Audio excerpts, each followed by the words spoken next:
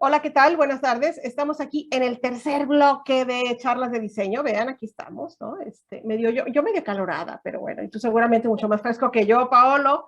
Sí, por acá hace un poco de frío, pero bien, bien el ambiente. Oye, ay, yo emocionadísima por todo lo que, a ver, nos quedamos en una parte verdaderamente interesante. Tus primeros trabajos profesionales, esos 7 años dedicados a Correos de México, ¿no? Con el Yes. diseño de las estampillas, el colectivo, con tus cuates, el programa de televisión. Así es. A ver, Pues, cuéntanos. pues mira, en este inter, lo que hice fue ir a buscar las estampillas postales. Ok.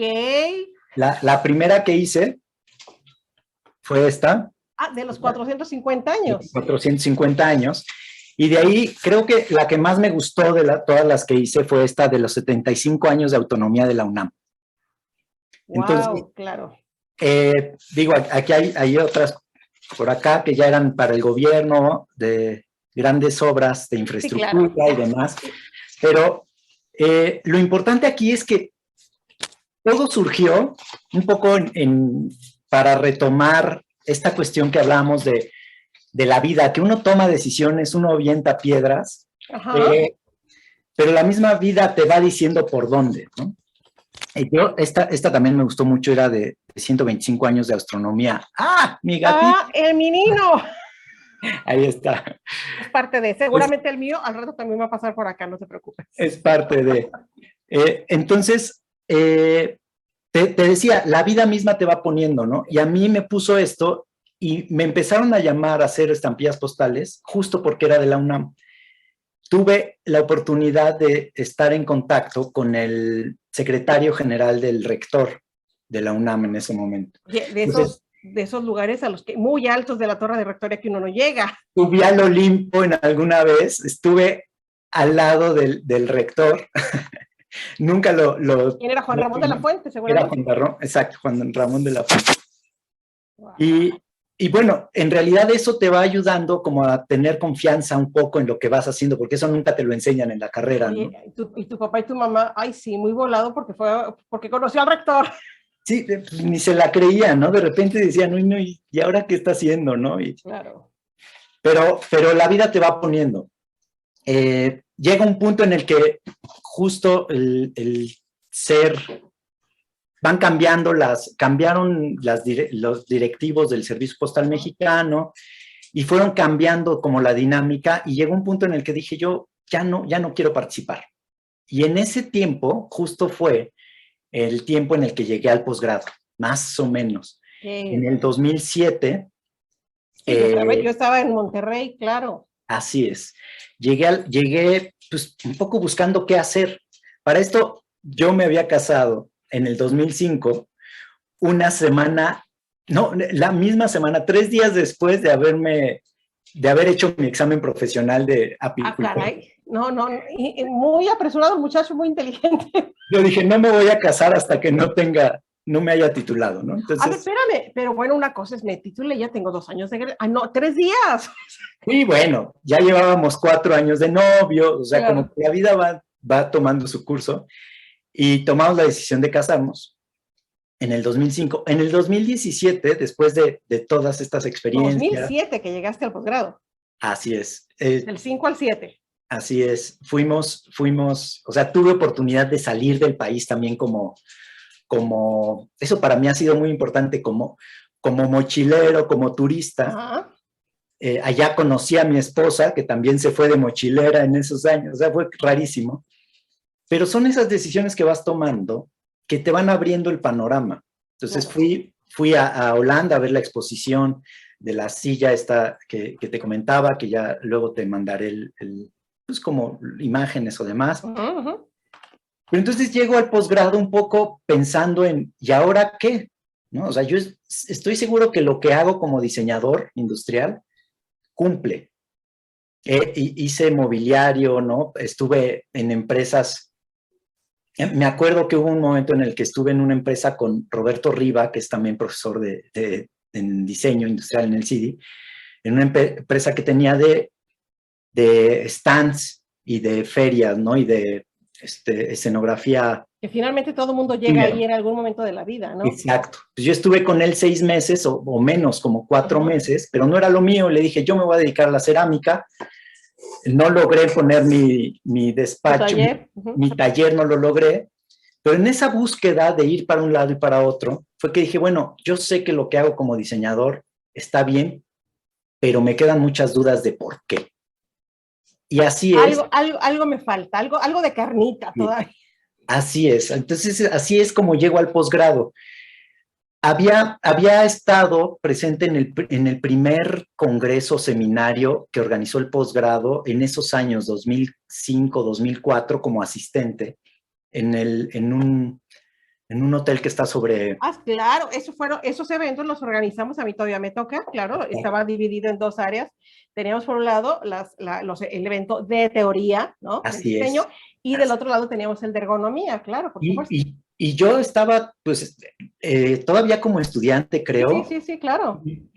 Y decidí, o sea, le dije a mis papás, oigan, necesito participar en o sea, no había becas, ¿no? Y entonces pagué, tampoco era muy caro, pero el desembolsar algo para entrar a un congreso de maestría, de posgrado, claro, por supuesto. De posgrado es diferente, entonces creo que uno va ampliando su panorama, ¿no? Y desde ahí ya tenía como eso. Y pues hice mi solicitud al posgrado. Hay una, pues igual, ¿no? Mandas tu protocolo del proyecto de investigación. De lo que sería tu tesis que vas a desarrollar a lo largo de los años de maestría, de los 2 años. Así es. Te hacen una entrevista, pero justo en esa entrevista yo estaba desesperado. Yo decía, no, es que el país está tumbado. O sea, digo, ya veremos que me encanta el drama. Estabas tirando al blues. Sí, yo entro al blues con todo.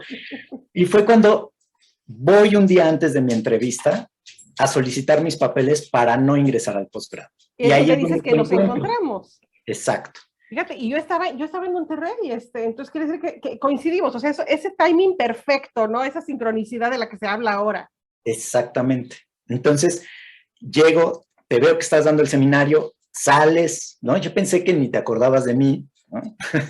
Dije, bueno, porque solo tuvimos dos momentos importantes, que aunque para mí fue importante lo que me presentaste en esas 2 sesiones, ¿no? Tu libro y demás, pues alumnos hay muchos, ¿no? Y la vida corre. Entonces, afortunadamente te acordaste de mí y me dijiste, no, ¿cómo crees? Y me llevaste a la sesión con los que estaban realizando ya entrevistas. ¿Con el comité evaluador? Así es, el comité evaluador un día antes con otros aspirantes. Y me hicieron una canchita en eso, pero yo no lo tomé como entrevista, yo lo tomé como una plática. Incluso en esa plática lloré, o sea, solté la lágrima de la vida, el diseñador, el diseño industrial en México. No existe, porque cuando yo entré, eso no lo mencioné, pero cuando yo entré a diseño industrial al CIDI, mi visión era ser diseñador de producto, ¿no? O sea, lo que a mí me gustaba era de electrodomésticos y demás. Me hubiera encantado irme a un posgrado, ¿no? O a una estancia más que posgrado a Europa, claro. Al extranjero, pero pues no pude, ¿no? Por las circunstancias de vida. Entonces estaba como desilusionado de la disciplina y demás. Tengo esta entrevista, les planteo un panorama de cómo está el diseño en México. Ahí conozco a Margarita Landázuri, mi querida maestra. Claro, que están en Bellas Artes. En la Edimba, sí. Y luego se convertirá en un personaje importante en mi vida. Ay, la quiero corretear para que me regale una entrevista. Maravillosa sería la entrevista. Entonces, me voy de la entrevista, pero ya no solicité mis papeles, me fui así como, ya, llegué a mi casa, le dije a mi esposa. Ya ni te acordaste. Sí, dije, bueno, ahí nos vemos, ya. Cuando recibo un correo un mes después o 3 semanas después. Entonces, al día siguiente que oficialmente te tocaba, ya no te presentaste. No, ya no me presenté, fue como una entrevista y ya. Pues al final, a los 3 semanas, al mes, me mandaron un correo diciéndome que me habían aceptado. Aceptado, wow. Y te voy a decir cuál fue mi primer pensamiento. Eso yo ya no me enteré. Exacto, ¿no? Ya de ahí ya perdimos otra vez contacto, Sí, sí, sí. pero mi primer pensamiento fue, quieren mi dinero. O sea, imagínate En el la grado, UNAM. el grado en el que estaba. Es que quieren que entre al posgrado, al propedéutico, porque tienes que entrar a un propedéutico, Sí, y de claro. ahí te dicen si quedas o no. Entonces Si me se dijeron, aprobará en la entra al maestría. propedéutico.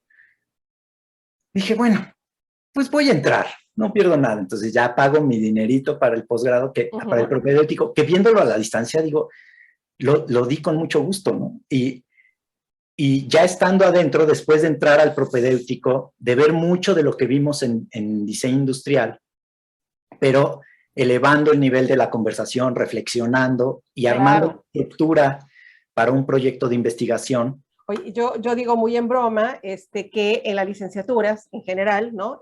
Se pule mucho el músculo, lijando y haciendo y moviendo el mouse, pero ya en el posgrado la que mueve es la de acá, Acá. Así ¿no? es, Entonces, la neurona le gana al músculo físico. O sea, completamente, completamente. Y hay que estar dispuestos a eso. Yo tuve compañeros que al final no se quedaron en el propedéutico y hay otros que sí siguieron sufriéndola y luchándola, pensando todavía mucho en hacer como en la licenciatura, ¿no? claro.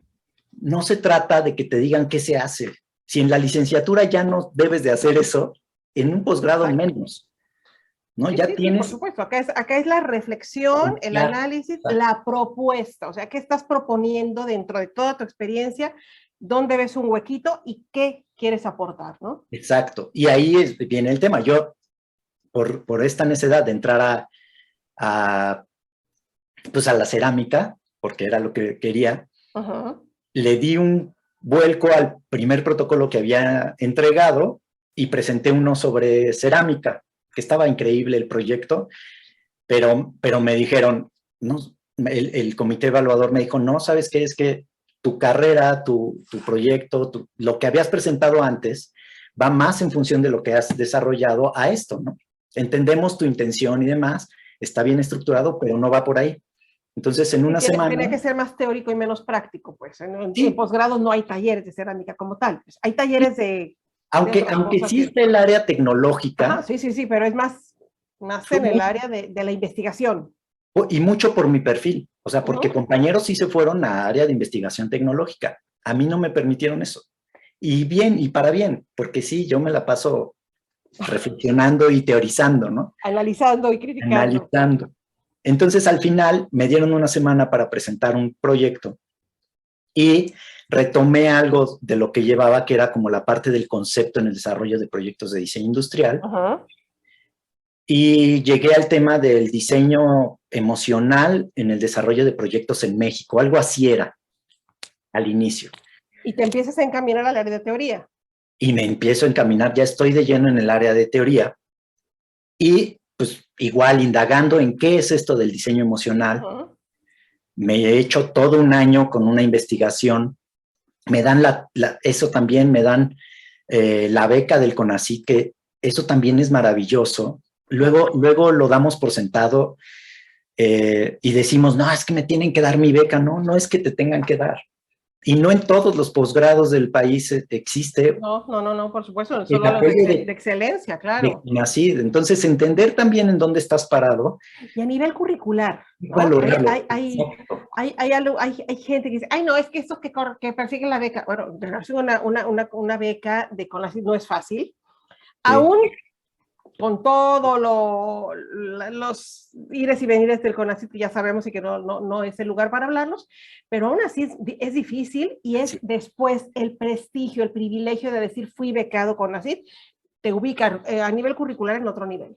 Y yo tuve también que romper otra estructura que traía de familia, que esta cuestión de o sea, tú tienes que trabajar por lo que te dan, ¿no? Entonces, que alguien te dé una beca era como rarísimo. También yo creo por eso nunca pedí una beca para irme a otro lado, Al extranjero. al extranjero, porque tenía esa estructura de pensamiento. Entonces, el decir me están regalando algo cuando no es cierto, pues Oye, estaba trabajando.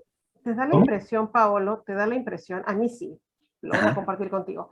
Yo creo que somos todavía de una generación de estudiantes, y más que somos de origen de universidad pública, pues, evidentemente, me da la impresión que nos educaban más para ser empleados y nos educaban para, no, es que tienes que ganarte con el sudor de tu frente, así como estoy ahorita, ¿no? Sí. Y toda esta parte, y que también la quiero compartir ahorita con todos nuestros seguidores jóvenes, este pensamiento que se tiene hoy del emprendimiento, del tú puedes, eres líder, tienes que salir a generar puestos de trabajo y a hacer propuestas con valor, etcétera, en aquellos años no la teníamos. Y seguramente, aún con todas nuestras inquietudes, nos hubiera favorecido mucho, pues, pero si era este esquema de, no me lo merezco, soy empleado, soy empleado. Voy a ser empleado.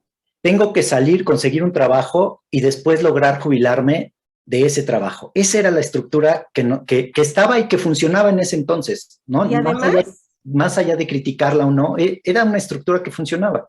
Y además a veces el no merecimiento, ¿no? Es que llegué a jalar cables y me tengo que ganar el lugar y te hacían el bullying en los despachos. No, es que me están pagando 3 pesos, pero bueno, pero estoy agarrando experiencia. O sea, un montón de condicionamientos que teníamos y que los normalizábamos y decían, no, es que así debe de ser, ¿no? Cuando volteamos y dices, ya tengo 10 años jalando cables, creo.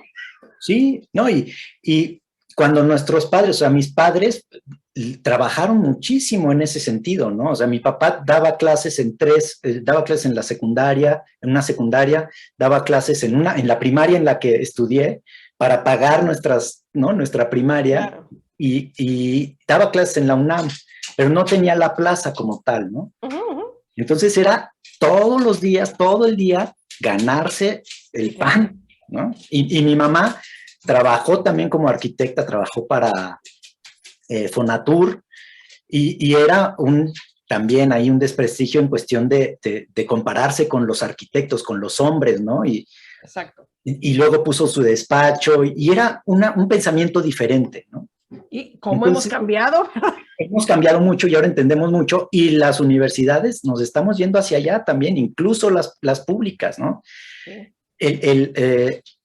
Los recursos humanos que estamos formando ahora son diseñadores, pero diseñadores con un amplio espectro, ¿no? De poder desarrollar, de poder insertarse en un campo laboral como empleado, pero también poder desarrollar sus propios proyectos o entrar en empresas de alto grado tecnológico, y hacia allá tendríamos que Oye, y hoy día también los colectivos ya sabemos que solo no podemos hacer nada, que se requieren los capitales, bueno, pues hay que hacer alianzas. Y hoy día con estas virtualidades, como decías hace rato, bueno, puedo tener un proyecto en Barcelona y yo estoy en la Ciudad de México y se puede perfectamente.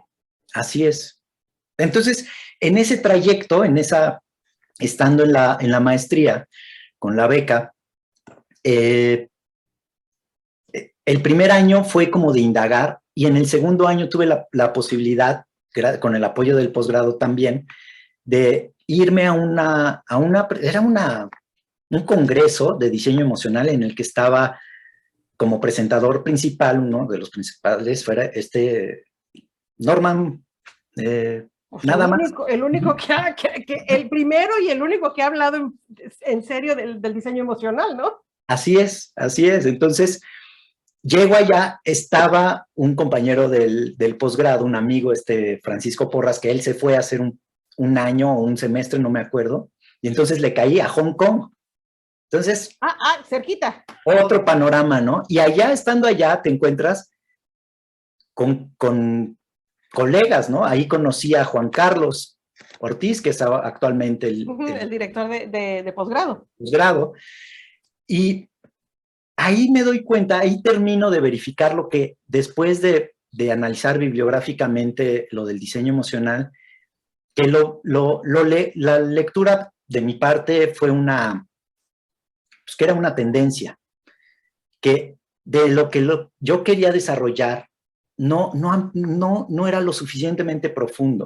Incluso hubo una también organizada, no sé si por el CIDI o por el CIDI, creo, unas conferencias que se dieron ahí en el campus sobre la ingeniería Kansei y diseño emocional, y ahí uno de no me acuerdo el nombre del ponente, pero era de los principales también de la ingeniería Kansei, y todos le preguntaban así, los chavos, los diseñadores industriales, ¿y cómo le haces para pasar, o sea, para no dar un panorama general, ¿no? Pero para pasar de toda la investigación que tienes de los usuarios en cuanto a las emociones a un producto, a lo concreto.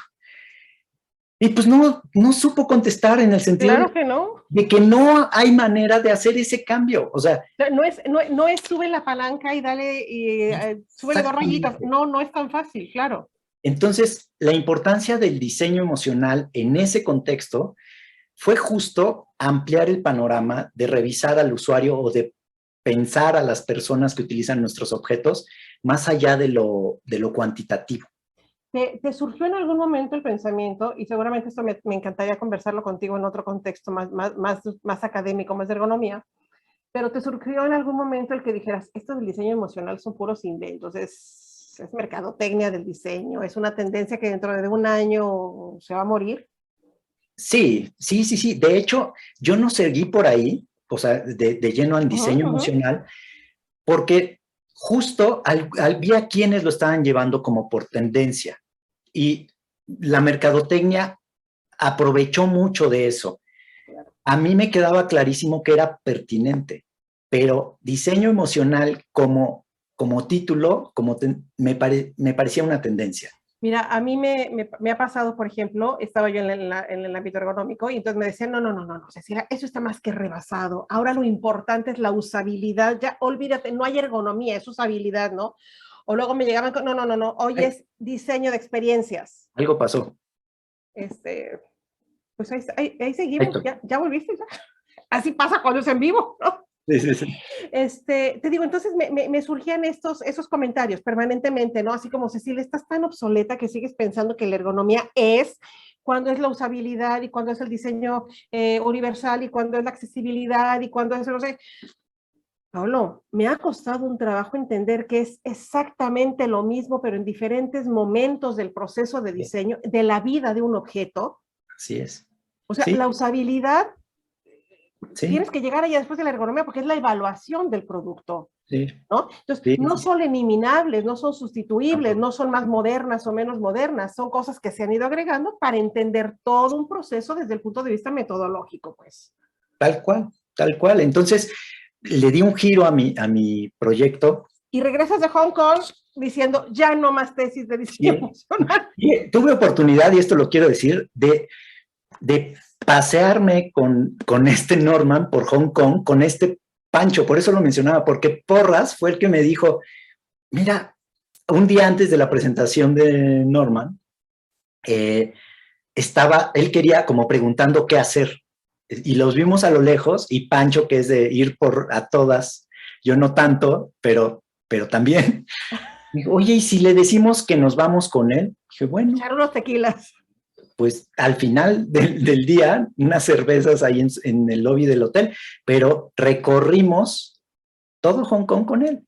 O sea, y era riquísimo porque él nos platicaba, pero además nos agarró como ahorita, como colegas. O sea, sabía que estábamos en posgrado, que estábamos en maestría, y tal cual. O sea, no como de, ¿no? Estos estudiantes. No los hizo sentir de, ay, chamaquitos, o sea, yo estoy acá y ustedes están aquí. No.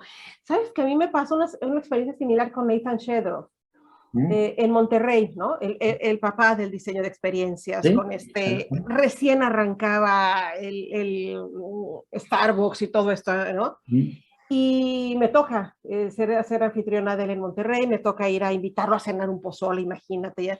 Y cuando me dice, Cecilia, ya, tu libro lánzalo, lo busca una editorial internacional. Y yo le decía, ¿cómo? Me dijo, ¿sabes cuál es el problema de los diseñadores? Porque es el modo en el que nos movemos. Latinoamericanos que no publican, que no exponen, no se exponen a la crítica, ni siquiera digamos a la crítica, ¿no? O sea, no sacan sus cosas. Entonces, tú te las dejas, yo le mostré el libro, el sistema, no sé qué, me dijo, está interesantísimo, lánzate, aviéntate. Me dijo, ¿por qué en Latinoamérica son tan temerosos? Sí, pues es una cuestión. Pero en ningún momento me hizo sentir, no, lo importante es lo mío, lo de usted. No, de veras, con una generosidad absoluta. Así es. De hecho, la plática era tan así que nos preguntaba, ¿y ustedes de qué están hablando? Y tal cual, ¿no? ¿De qué va su tesis? Yo le dije, mira, pues era de diseño emocional, pero ahora estoy revisando la teoría de la complejidad, las teorías de la complejidad. Pero después de ver esto aquí contigo en Hong Kong, creo que ya no. No, de hecho fue antes de, y él llevaba su BlackBerry y apuntaba todo lo que le llamaba la atención, y apuntó complejidad, complexity. Y su libro, la presentación que hizo el otro día, hablaba sobre diseño social, y hacia allá se estaba yendo. Así, estos cuates quieren que vaya a presentar diseño emocional, ya no voy a presentar ese libro, ya estoy más adelante. Claro, ya no es el individuo, sino ahora el grupo. Y su libro, que salió el año en que obtuve mi grado, se llama Living with Complexity. O sea, yo estoy... Algo hubo por ahí. Casi seguro que dijo, complejidad. Y le metió, porque todo lo que hablaba en su presentación era eso. Le cambió el nombre. Oye, en este momento y cuando llegamos aquí a estos puntos, Paolo, ahora entendemos por qué cuando el trabajo del diseñador hoy día debería ser multidisciplinario. Necesitamos trabajar de la mano de psicólogos, de sociólogos, antropólogos, para entender estos comportamientos que no son individuales, ¿no? Sino que son grupales, son ya ni siquiera de sociedades o comunidades, sino globalizados, pues. Y no son descubrimientos individuales, eso no. También, o sea, el creer, me viene mucho a la mente este despacho de diseño de los Ames, que firmaba Charles Ames, pero tenía no sé si has visto el documental, tenía atrás una serie de un equipo enorme colaboradores, claro. de colaboradores que desarrollaban los proyectos. Y en ese tiempo todavía se usaba, yo firmo, ¿no?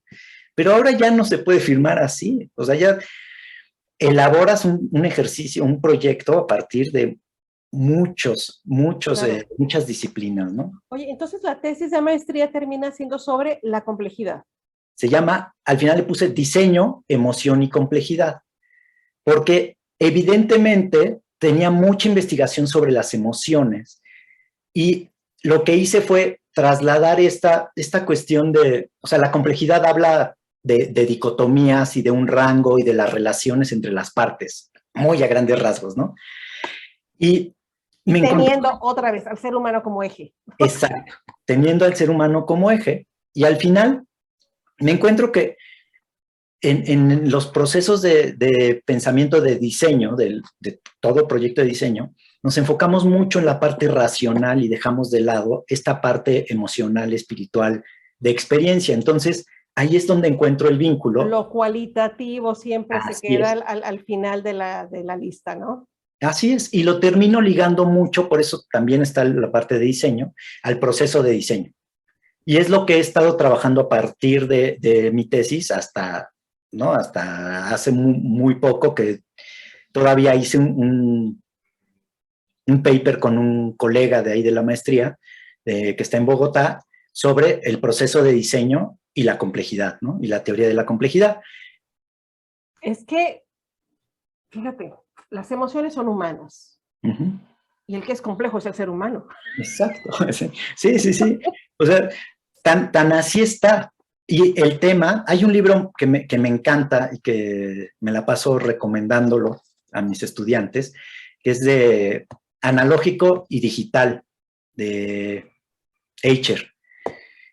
Justo habla de estas dos posturas, y hay un capítulo en particular que menciona, creo que se llama así como honroso funeral a Descartes, porque nos compramos en esta sociedad y en estos tiempos. En esta occidentalización de la educación, de la cultura, de la ciencia. Exacto, que todo tiene una razón, pero además habla de Descartes no tenía esa visión, pero lo que rescatamos y los alumnos de Descartes. El método científico. El método científico, la abstracción, pero Descartes mencionaba estas dos posturas y la experiencia, o sea, también venía el fenómeno, que muchas veces... Experimentación, ¿no? La experimentación, claro.